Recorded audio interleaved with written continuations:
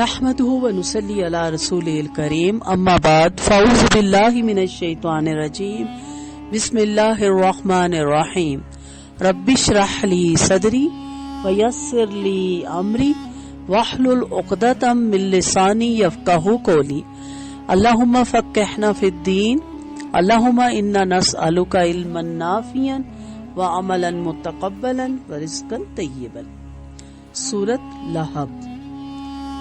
تبت یدا ابی لہب لہب یوم و تب، ابو لہب کے دونوں ہاتھ ٹوٹ گئے اور وہ خود ہلاک ہو گیا۔ ما اغنا عنہ مالہ وما کسب، نہ تو اس کا مال اس کے کام آیا اور نہ ہی اس کی کمائی۔ سیصلی نارا ذات لہب، اور وہ عنقریب بھڑکتی ہوئی آگ میں جائے گا۔ وامرأتہ حمالۃ الحطب، اور اس کی بیوی بھی جائے گی جو لکڑیاں ڈھونے والی ہے۔ فی جیدہا حبل من مسد، اور اس کی گردن میں پوست کھجور کی بٹی ہوئی رسی ہوگی۔ مختصر اس کی تفسیر دیکھتے ہیں، کیونکہ ہم پارہ حفظ کر رہے ہیں 30واں، تو کم سے کم ہمیں اس کے بارے میں ترجمہ، لفظی ترجمہ جیسا کہ آپ کو سینڈ کیا جاتا ہے، اور اس کے ساتھ آپ کو اس کی مختصر سی تفسیر معلوم ہونی چاہیے۔ سورۃ لہب کا تعارف۔ اس سورت کا نام پہلی آیات کے الفاظ تبت یدا ابی لہب یوم و تب سے لیا گیا، اور اس کا دوسرا نام سورۃ المسد بھی ہے۔ سورۃ لہب مکی ہے، اس میں 5 آیتیں ہیں، 1 رکوع ہے، 24 کلمات ہیں اور 81 حروف ہیں۔ ابو لہب اور اس کی بیوی کی مذمت اور دنیا آخرت میں ان کے بھیانک انجام کا تذکرہ اس سورت کا خاص موضوع ہے۔ پہلی آیت آپ اس کی دیکھتے ہیں، ابو لہب کے دونوں ہاتھ ٹوٹ جائیں۔ اللہ تعالیٰ نے جب نبی کریم صلی اللہ علیہ وسلم کو حکم دیا کہ آپ اپنے رشتہ داروں کو تبلیغ کریں اور انہیں اللہ کے عذاب سے ڈرائیں، تو آپ نے صفا پہاڑی پر چڑھ کر یہ صدا لگائی، یا صباحا صباحا۔ عرب میں اس طرح کی آواز کو خطرے کی علامت سمجھا جاتا ہے، یا صباحا۔ لوگوں نے کہا یہ آواز کس نے لگائی؟ چنانچہ اس آواز پر سب لوگ اکٹھے ہو گئے۔ آپ صلی اللہ علیہ وسلم نے فرمایا، ذرا بتاؤ، اگر میں تمہیں خبر دوں کہ اس پہاڑ کی دوسری طرف ایک گھوڑ سوار لشکر ہے جو تم پر حملہ آور ہونا چاہتا ہے، تو تم کیا میری تصدیق کرو گے؟ انہوں نے کہا کیوں نہیں، آپ نے کبھی جھوٹ نہیں بولا، ہم نے کبھی آپ کو جھوٹ بولتے نہیں پایا۔ آپ صلی اللہ علیہ وسلم نے فرمایا، پھر میں تمہیں سخت عذاب سے ڈرانے آیا ہوں جو تمہارے سامنے آ رہا ہے، اگر تم کفر اور شرک میں مبتلا رہے۔ یہ سن کر ابو لہب نے کہا، تیرے ہی لیے ہلاکت ہو، کیا تو نے ہمیں اس لیے جمع کیا؟ اس پر اللہ تعالیٰ نے اپنے نبی کریم صلی اللہ علیہ وسلم کو تسلی دی اور سورت نازل ہوئی، تبت یدا ابی لہب یوم و تب، ابو لہب کے دونوں ہاتھ ٹوٹ جائیں اور وہ خود بھی ہلاک ہو گیا۔ صحیح بخاری کی یہ حدیث ہے 4971۔ گستاخ رسول صلی اللہ علیہ وسلم کا بھیانک انجام اس میں بتایا جا رہا ہے۔ ابو لہب نبی کریم صلی اللہ علیہ وسلم کا سگا چچا تھا، اس کا اصل نام عبد العزیٰ تھا۔ اپنے حسن و جمال اور چہرے کی سرخی کی وجہ سے اس کو ابو لہب شعلے والا کہا جاتا تھا۔ جب نبی کریم صلی اللہ علیہ وسلم نے دین کی علانیہ دعوت کا آغاز کیا تو قریش کے سب قبیلے آپ کے مخالف ہو گئے، البتہ بنو ہاشم اور بنو مطلب نہ صرف آپ کی مخالفت سے باز رہے بلکہ کھلم کھلا آپ کی حمایت کرتے رہے، لیکن ابو لہب نے بنو ہاشم میں ہونے کے باوجود آپ کی سخت مخالفت کی اور صفا والے دن آپ کو یہاں تک کہ آپ ہلاک ہو جائے، یہ بھی اس نے کہا۔ اس پر اللہ تعالیٰ نے اسے یوں بد دعا دی کہ ابو لہب کے دونوں ہاتھ ٹوٹ جائے۔ بد دعا کے ساتھ ہی اللہ تعالیٰ نے اس کی ہلاکت اور بربادی کی بھی خبر دی، یعنی یہ پیشن گوئی فرما دی کہ یہ گستاخ عنقریب ذلت کی موت مرے گا۔ چنانچہ ایسا ہی ہوا۔ غزوہ بدر کے چند روز بعد یہ عدسہ کی بیماری میں مبتلا ہوا، جس میں طاعون کی طرح گلٹی نکل آتی ہے۔ اس کے گھر والوں نے اسے چھوڑ دیا کیونکہ انہیں چھوت لگنے کا ڈر تھا۔ اسی حالت میں اس کی موت واقع ہوگی۔ مرنے کے بعد 3 دن تک کوئی اس کی لاش کے پاس نہ آیا، یہاں تک کہ اس کی لاش سخت بدبودار ہوگی۔ استغفر اللہ۔ جب لوگوں نے اس کے بیٹوں کو تانا دینا شروع کیے تو انہوں نے گڑھا کھود کر لکڑیوں کے ساتھ اس کی لاش کو دھکیل کر اس میں پھینک دیا اور اوپر سے پتھر اور مٹی ڈال دی۔ تو یہ ہوتا ہے گستاخ رسول کا انجام۔ اس لیے نبی کریم صلی اللہ علیہ وسلم کی ہمیشہ اطاعت کریں اور پوری کوشش کریں کہ کوئی ایسا لفظ اور جملہ نہ آپ کے منہ سے نکلے جو خدا نہ خواستہ گستاخی تک لے جائے۔ مال و کسب کچھ کام نہ آیا۔ ابو لہب بہت مالدار اور سخت بخیل شخص تھا۔ اس کی مالداری کے متعلق کہا جاتا ہے کہ وہ قریش کے ان 4 آدمیوں میں سے ایک تھا جو 200 اوقیہ سونے کے مالک تھے۔ ایک اوقیہ 3.25 تولے کا ہوتا ہے۔ کسب کا مطلب کمائی ہے۔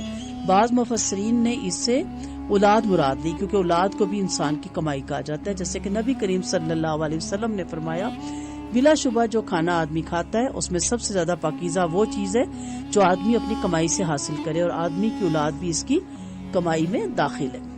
ابو لہب کو جب اللہ تعالی کے عذاب سے ڈرایا جاتا تو کہتا جو کچھ میرا بھتیجا کہتا ہے اگر وہ حق ہوا تو میرے پاس مال اور اولاد بہت ہے، اس کو فدیے میں دے کر جان بچا لوں گا۔ لیکن جب اللہ کی گرفت آئی تو اس کی جو حیثیت تھی دولت والی، جو اور منصب والی، اور اس کی اولاد اس کی کچھ کام نہ آئی، بلکہ اس کی بیٹی درہ رضی اللہ عنہا ہجرت کر کے مدینہ چلی گئی اور اسلام قبول کر لیا، اور دونوں بیٹے عتبہ اور معتب رضی اللہ عنہ نے فتح مکہ کے موقع پر حضرت عباس رضی اللہ عنہ کے ذریعے سے اسلام قبول کر لیا، جبکہ ابو لہب اپنی بدبختی کی وجہ سے بھڑکتی ہوئی شعلے والی آگ کا ایندھن بنا۔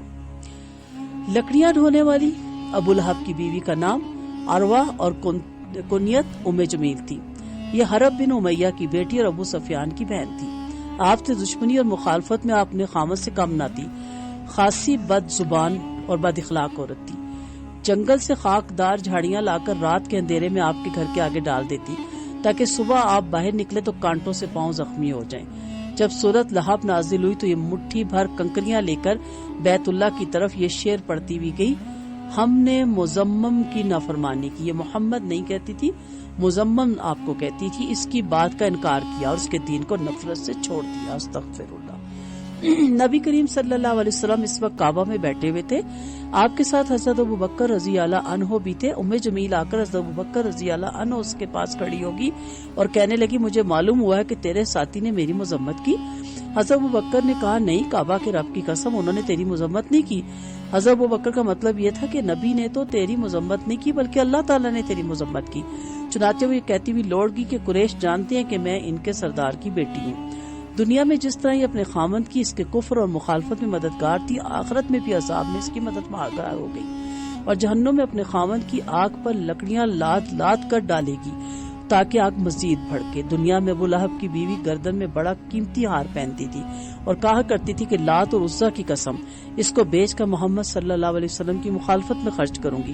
اللہ تعالیٰ نے فرمایا کہ آج وہ جس ہار پر فخر کر رہی ہے کل قیامت کے دن جہنم میں اس کے گلے میں آئینی تاروں سے بٹا ہوا توق ہوگا۔ اللہ معاف کرتے ہم سب کو۔ آیات مبارکہ کی اب حکمتیں اور تقاضے دیکھتے ہیں۔ جو لوگ رسول اللہ صلی اللہ علیہ وسلم اور دین حق کی مخالفت کرتے ہیں، اللہ تعالیٰ انہیں دنیا میں بھی ذلیل اور رسوا کرتا ہے اور آخرت میں ان کے لیے سخت ترین عذاب ہے۔ حق کی مخالفت کرنے والے حسین و جمیل ہونے کے ساتھ ساتھ خواہ نبی کریم صلی اللہ علیہ وسلم کا سگا چاچا بھی کیوں نہ ہو، اللہ تعالیٰ کے ہاں وہ ذلیل ترین ہے اور اس کے لیے دنیا اور آخرت میں ذلت اور رسوائی ہے۔ حق کو دل و جان سے ماننے والا رنگ کا کالا ترین ہونے کے ساتھ محکوم اور غلام بھی کیوں نہ ہو، وہ اللہ تعالیٰ کو بڑا محبوب ہے۔ اللہ تعالیٰ آپ کا حسب نسب اور مال نہیں دیکھتا، اللہ تعالیٰ آپ کے دل اور اعمال دیکھتا ہے۔ نبی کریم صلی اللہ علیہ وسلم کا کام صرف دعوت و تبلیغ ہے، کسی کو ہدایت دینا آپ کے پاس میں نہیں۔ اگر ہدایت دینے کا اختیار آپ کے پاس ہوتا تو دنیا کا کوئی فرد، بالخصوص آپ کا کوئی عزیز رشتہ دار، جہنم کا ایندھن کبھی بھی نہ بنتا۔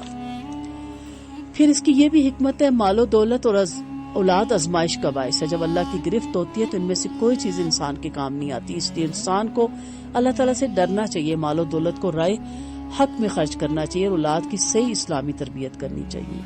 اور پھر آپ صلی اللہ علیہ وسلم اور مومنوں کو اذیت اور تکلیف دینا حرام ہے۔ اس کو غور سے سنیں اس بات کو، نبی کریم صلی اللہ علیہ وسلم کو تکلیف دینے والا گستاخ رسول شعلہ والی بھڑکتی ہوئی آگ میں جلے گا۔ یہ بھی گستاخی ہے کہ حدیث کے مقابلے میں اپنے اقوال کو اور یا اپنے نفس کو آگے رکھا جائے۔ نبی کریم صلی اللہ علیہ وسلم کی بات سمینا و اطانا کرنی چاہیے۔ اس مختصر سی صورت بہت گہری ہے، لیکن ہمارا یہاں جو کورس چل رہا ہے اس میں بہت ہم سمپل طریقے سے، سادہ طریقے سے اس کو سمجھتے ہیں. تو اب دیکھتے ہیں، اپنا جائزہ لیتے ہیں. نمبر 1 آپ سمجھ لیں، یہ آپ کے کوسچنز ہیں، آپ اس کے آنسر خود کریں. صفا پہاڑی پر نبی کریم صلی اللہ علیہ وسلم نے کیا کیا اور مکہ والوں نے کیا کیا؟ ابو لہب نے آپ صلی اللہ علیہ وسلم کی بات کا کیا جواب دیا؟ گستاخ رسول ابو لہب کے بھیانک انجام کو اپنے لفظوں میں بیان کریں. ابو لہب کو ابو لہب کیوں کہا جاتا تھا؟ اس کا اصل نام کیا تھا؟ ما اغنا عنہ مالہ وما کسب، اس کی تفسیر کیجیے. ابو لہب کی بیوی آپ صلی اللہ علیہ وسلم کو کیا تکلیفیں دیتی تھی؟ جواب دیجیے. ابو لہب کی بیوی کون تھی؟ اس کو لکڑیاں ڈھونے والی کیوں کہا گیا؟ درست عبارت کے سامنے آپ نے رائٹ اور غلط عبارت کے سامنے رونگ کی علامت لگانی ہے. نمبر 1 مکہ والوں نے نبی کریم صلی اللہ علیہ وسلم سے کہا کہ ہم نے آپ کو کبھی جھوٹا نہیں پایا. ابو لہب نے آپ کی شان میں گستاخی کی تو سورۃ لہب نازل ہوئی. ابو لہب بڑا مالدار اور دل کھول کر خرچ کرنے والا تھا. آپ نے رائٹ یا رونگ لگانا ہے. آدمی کی اولاد بھی اس کی کمائی میں شامل ہے. ابو لہب کی بیوی دنیا کی طرح آخرت میں بھی اس کی مددگار ہوگی. جہنم میں ام جمیل کی گردن میں آئینی تاروں سے بٹا ہوا توق ہوگا. مال اور اولاد اللہ کی گرفت سے بچا سکتے ہیں. کیا رائٹ ہے کیا رونگ ہے؟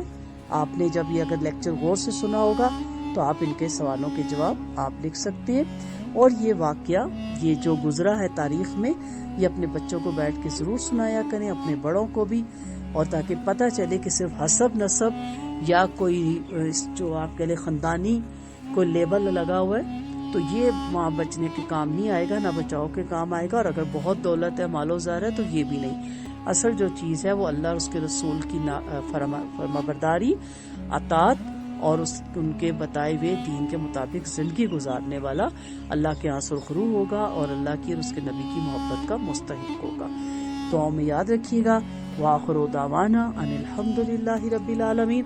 سبحانک اللہم و بحمدک، نشہد ان لا الہ الا انت، نستغفرک و نتوب الیک. السلام علیکم ورحمۃ اللہ وبرکاتہ.